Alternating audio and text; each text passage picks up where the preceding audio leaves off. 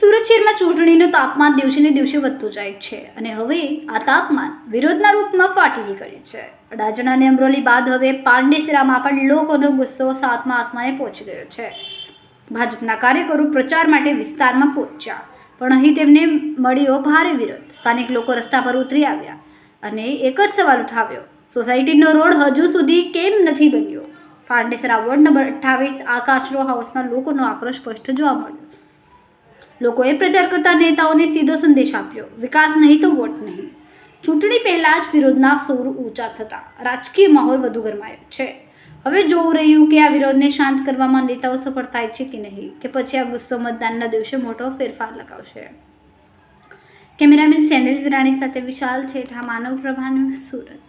અમારા વિડીયોની નવી અપડેટ મેળવવા માટે સબસ્ક્રાઇબ કરો માનવ પ્રભા ન્યૂઝ ચેનલને.